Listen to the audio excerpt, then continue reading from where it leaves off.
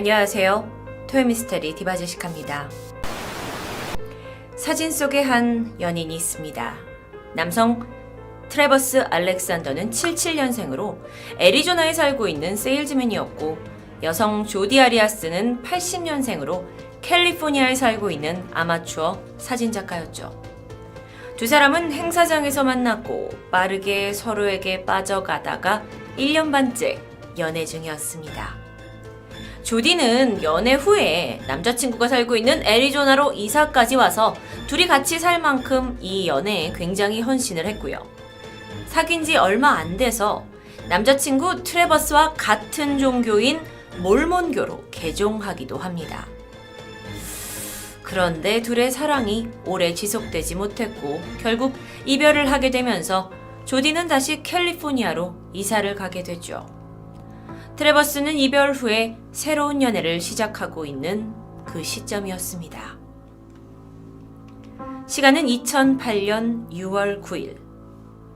지난 5일간 트래버스가 연락도 안 되고 또 중요한 미팅에도 참석하지 않게 되자 처음에 친구들은 미팅 출장을 갔나 이렇게 생각을 했다가 걱정이 되던 차에 그의 집을 방문하게 되는데요.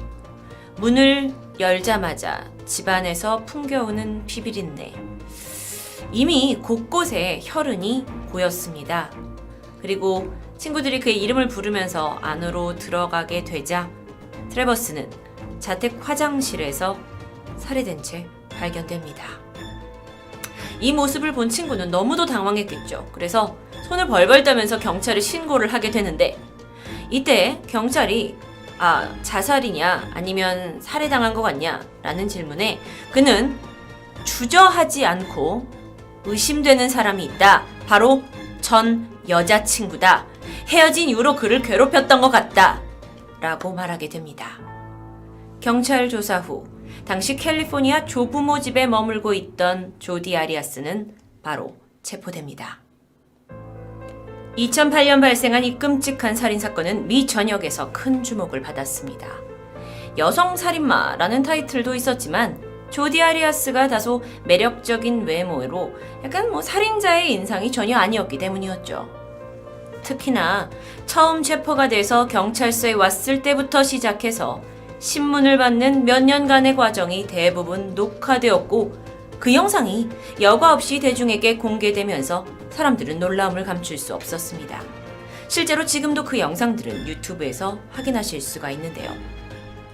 조디가 체포된 후 첫 신문이 시작됩니다.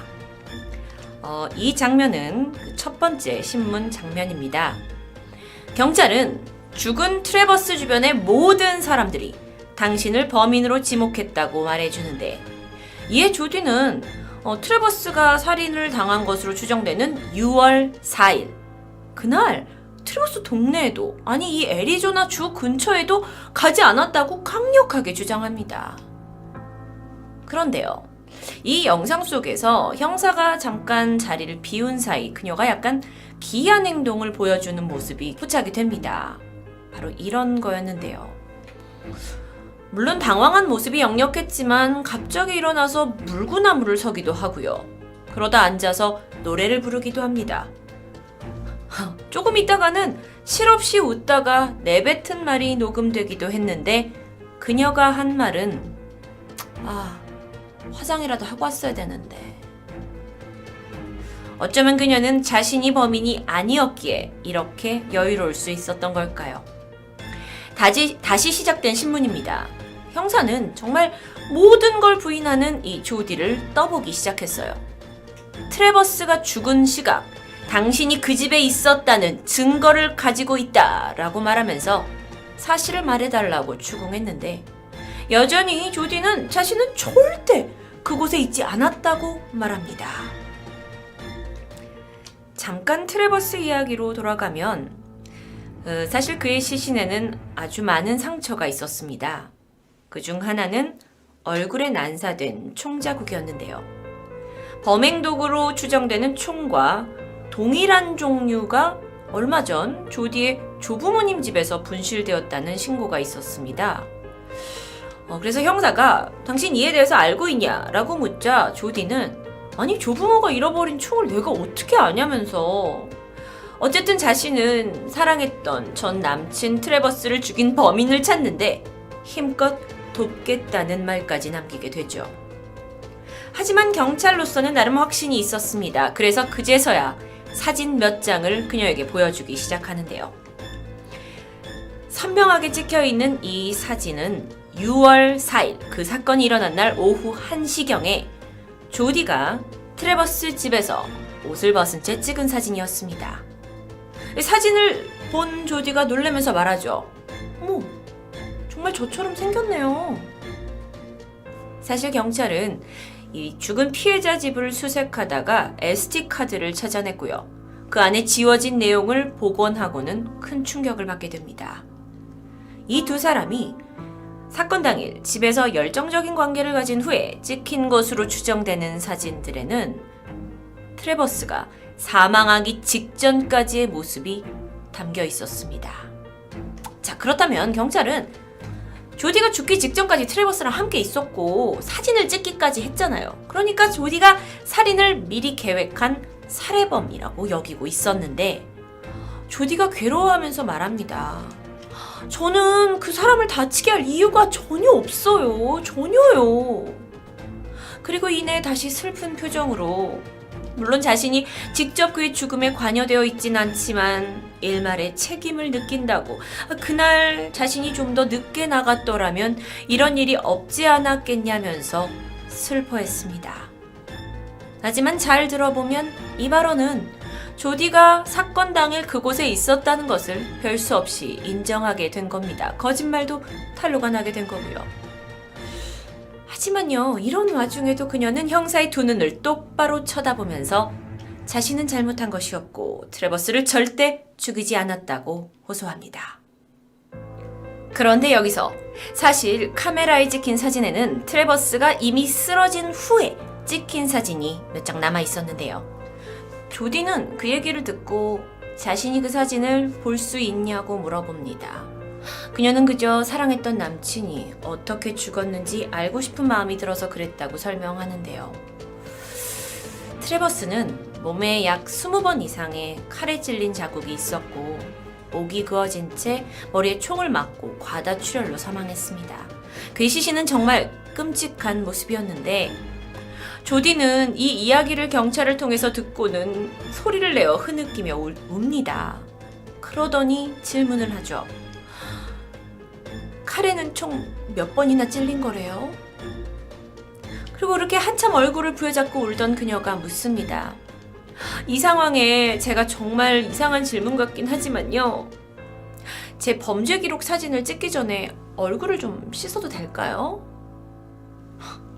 경찰은 단호히 거절했고 이후 찍힌 범인 사진에서 조디는 환하게 웃고 있습니다. 살인 사건이 있기 전 두 사람은 연초부터 6월에 트래버스의 멕시코 출장을 함께 하기로 되어 있었습니다. 하지만 연인 관계가 식어가면서 4월쯤 트래버스는 자신과 같이 갈 여행 동반자 이름을 다른 여성으로 바꾸게 되는데요. 그러던 5월 말입니다.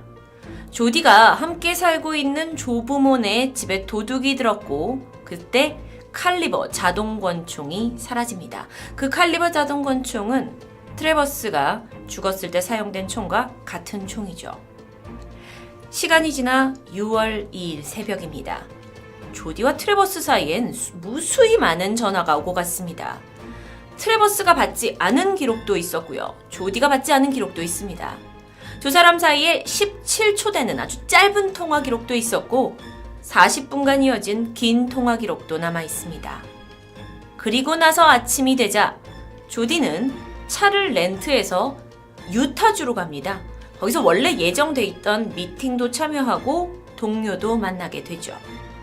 그리고 6월 3일까지 그녀는 유타에 있었던 것으로 확인되는데 문제는 사건 당일 6월 4일 그녀는 애리조나로 운전해서 트래버스를 만났던 겁니다. 사건 이후 하루가 지난 6월 5일 조디가 다시 그 유타주에 가서 동료를 만났을 때 동료 깜짝 놀랐다고 해요. 원래 금발머리였던 그녀가 어두운 갈색 머리로 염색이 돼 있는 겁니다. 사실 집이 아닌 타 지역에 와서 이렇게 염색을 하는 경우가 흔한 경우는 아니었기에 동료는 이것을 정확히 기억하고 있었습니다. 그리고 다음 날인 6월 6일, 조디가 다시 캘리포니아로 자신이 렌트한 차를 끌고 돌아오는 길에 트래버스에게 전화를 계속 걸었던 기록이 남아있고 또 음성 메시지도 남아있습니다. 그녀가 범인이라면 이 모든 행동은 알리바이를 만들려고 했던 것 같은데요. 6월 7일, 렌트했던 차를 반납하는데 이때 이상하게도 바닥 시트가 보이지 않았고요. 앞좌석에는 뭔가 빨갛게 물든 흔적도 발견됩니다. 하지만 당시 차량은 바로 클리닝을 했기 때문에 그것이 혈흔이었는지는 확인이 불가능했습니다. 그리고 사건 발생 5일 만인 6월 9일, 친구들이 트래버스 집 문을 열고 들어가서 시신을 발견했죠. 친구들은 범인으로 조디를 지목하면서 그녀가 그동안 트래버스를 스토킹하고 페이스 계정까지 해킹하고 또 타이어를 일부러 펑크냈다라는 이야기도 들려줬던 겁니다. 이후에 집을 조사하던 경찰은 트래버스가 새로 산 카메라가 세탁기 속에 버려져 있는 것을 발견했어요. 그리고 안에 있는 사진을 복원해내니까 이 사진은 아닙니다, 여러분. 이 사진은 두 사람이 연인이었을 때 찍은 사진입니다. 6월 4일 오후 1시 40분쯤에 두 사람이 트래버스 집에서 같이 찍은 누드 사진이 발견되었던 거죠. 이게 다가 아닙니다. 오후 5시 22분부터 트래버스가 샤워실에 들어가서 샤워를 해요. 그때 이제 그를 이렇게 찰칵찰칵 찍은 사진이 남아있는데 이 몇 장의 일련의 사진 후 5시 29분 사진 속의 그는 정면을 바라보고 있었습니다. 바로 이 사진이었죠. 이게 5시 29분에 찍힌 사진입니다. 경찰은 그가 살아있었을 때 찍힌 마지막 사진이라고 추정하고 있어요. 그리고 1분 후 5시 30분에 찍힌 사진에는 그의 얼굴은 보이지 않았지만 그가 샤워실에서 주저앉아 버린 모습이 찍혀 있었고, 다시 1분 후의 사진은 좀 흔들렸기 때문에 이게 어쩌다가 사진 찍혔는지는 모르겠지만 분명히 그의 몸에서 혈흔이 나오고 있는 모습이었습니다. 여러분, 이렇게 사건 개요를 들으면 참 단순한 사건입니다. 헤어진 여친과 남친, 그렇게 둘이 싸우다가 두 사람 사이에 관계가 있었고, 그리고 새로운 여자를 만난다라는 것 때문에 조디가 아마 계획하에 총을 가지고 와서 그를 집에서 죽였겠죠. 제가 여러분께 많은 개요를 미리 말씀드렸기 때문에 단순하게 느껴질 수 있었을 텐데요. 사실 경찰이 수집한 모든 증거는 다 조디를 범인으로 지목하고 있었습니다. 하지만 그녀는 어쩐 일인지 자신의 결백을 끝까지 포기하지 않았습니다. 그녀가 거짓말을 하는 건 추후 재판에서도 분명 불리하게 작용되는데도 말이죠. 체포된 후 감옥에 수감되고 경찰 조사와 재판이 진행되던 중 조디는 진술을 바꾸게 됩니다. 사실 그날 2명의 침입자가 있었다고, 자신은 목격자일 뿐이라고요. 그들이 트래버스를 죽였고 자신까지 공격했다고. 신문 당시에 방에서 대기하는 장면부터 마지막 그 자백까지 모든 내용이 인터넷에 공개되면서 다시 한번 파문을 일게 되었는데요. 이렇듯 오렌지색 죄수복을 입고 있는 조디는 말하기 힘들다는 듯 흐느끼고 있었습니다. 집으로 쳐들어온 이들은 생전 처음 보는 사람이었고요. 자신도 정신이 없어서 제대로 보진 못했다고. 다만 머리에 비닐을 뒤집어 쓴, 여기 이렇게 구멍이 있는, 입과 코에 구멍이 있는 백인 남성 같았다고. 두 사람이 와서 트래버스 사진을 찍고는 머리에 총을 쏴서 트래버스가 비명을 질렀고 자신은 너무 놀래서 정말 기절 직전이었다고 말합니다. 경찰은 그녀의 말이 사실인지 알기 위해서 좀 더 본 것을 정확하게 얘기하라고 하는데요. 그러자 여기서 그녀가 자리에서 번떡 일어나서는 당시의 상황을 하나하나 재현합니다. 제가 쓰러진 그를 부축해서 이렇게 있었고 트래버스는 거의 무릎을 꿇고 쓰러지고 있었는데 그때 침입자들은 저쪽에 있었고 왜 왔는지는 아무 말도 하지 않았는데 그 중에 보니까 여성으로 보이는 침입자가 있었는데 그가 트래버스와 아는 사이였던 것 같는지 모르겠지만 쓰러진 그에게 다가오려고 했고 이에 자신이 그 여자를 밀쳐버렸다. 그런데 그 이후부터는 기억이 잘 나지 않는다는 겁니다. 이렇듯 액션을 취하며 구구절절 늘어놓는 사건 설명을 듣고 있던 경찰은 열심히 받아 적고 있긴 했지만 사실 알고 있었습니다. 이게 말이 되지 않는다는 걸요. 현장 곳곳에서 트래버스와 그녀의 DNA만 검출되었고 하물며 피가 묻은 지문까지도 나온 상황입니다. 그 외 침입자의 흔적은 없었던 거죠. 그런데 갑자기 트래버스를 죽일 동기도 없고 어떤 흔적도 없는 두 백인 침입자들이 범인이라고 하기엔 이 가설이 도저히 쉽사리 성립되지 않습니다. 하지만 경찰은 그렇게 생각을 하거나 말거나 조디는 자신의 주장을 결코 굽히지 않았는데요. 자신은 그저 먼저 너무 무서워서 나갔을 뿐이라고. 그래서 경찰이 이렇게 물었죠. 아니 그렇다면 왜 나와서 이웃이나 경찰에게 신고하지 않았습니까? 이 질문에 조디는 입을 다뭅니다. 지금까지의 조디의 거짓말을 보면 정말 깡다구가 굉장히 대단한데요. 이뿐만이 아닙니다. 특히나 그녀는 이 감옥에 있는 동안 이곳저곳 방송사와의 인터뷰에 거리낌이 없었습니다. 딱 봤을 때 약간 화려한 이목구비를 자랑하는 외모가 있다 보니까 많은 방송사에서 주목을 했었고 또 영상에서 굉장히 스윗한 굉장히 착한 여성의 웃음을 지으면서 어떻게 트래버스와 만났는지 내가 얼마나 그를 사랑했는지 다정하게 말해줍니다. 사실 기자들도 이렇게 잔혹한 범인이 웃으면서 진행을 하는 것은 낯설 정도라고 말할 정도였어요. 그녀는 이런 인터뷰에서 자신이 무죄다라는 걸 주장하는 걸 결코 잊지 않았습니다. 이런 부분이 있었습니다. 한 그 인터뷰에서 그녀가 카메라가 꺼졌다고 생각을 하고 이 기자들과 인터뷰를 나누는 모습이 보여지는데요. 막 이렇게 화장을 막 하면서 아직 카메라 켜지 마세요. 이런 모습이 찍혀 대중에게 정말 황당함을 선사하게 됐죠. 영상으로 잠깐 보시죠. We're supposed to be speaking with. Okay. So you're flying to Vegas. No, it's actually a producer that does freelance out there. She's the one that we were talking to, and I'm helping her out. So 이거는 이제 Yeah. 사전에 Sounds 다른 exciting. 이야기들을 하고 있는 Either 거예요. way. oh, we wiped it just. Oh, you did? Okay. Yeah, where it's. I guess that's really all I needed. 화장을 Roll 고치면서 the tape yet. 아직 카메라는 켜지 마세요 라는 이야기였습니다. 정말 한 살해범이 이렇게까지 여유로울 수 있나라고 생각이 되는 부분인데요. 이뿐만 아니라 다른 유명 방송사의 인터뷰에서 그녀는 아주 당당하게 이 재판의 배심원 중에 자신에게 유죄 판결을 내릴 사람은 없을 거라고 말합니다. 왜냐? 자신은 결백하기 때문이죠. 어쩌면 그녀는 자신이 살인을 저질렀다는 사실을 아예 머릿속에서 까맣게 지운 듯 했습니다. 그렇게 사건이 발생한 지 2년이 지난 후 도저히 조디가 범인이 아니라는 증거가 별로 없는 상황이 되자 조디는 드디어 자신이 트래버스를 죽였다는 것을 인정합니다. 그런데 이번에 들고 온 카드는 정당방위. 사실 그날 자신을 폭행하려고 했던 트래버스를 죽인 것뿐이고 자신은 오랫동안 트래버스로부터 폭력의 대상이었다고 고백한 것이었죠. 사실 많은 범죄자들이 경찰 앞에서, 형사 앞에서 죄를 짓지 않았다고 거짓말을 하긴 하지만 조디의 경우에는 그 모든 과정이 영상으로 남았고 그게 공개까지 되면서 대중을 더욱더 기차게 만들었던 것 같습니다.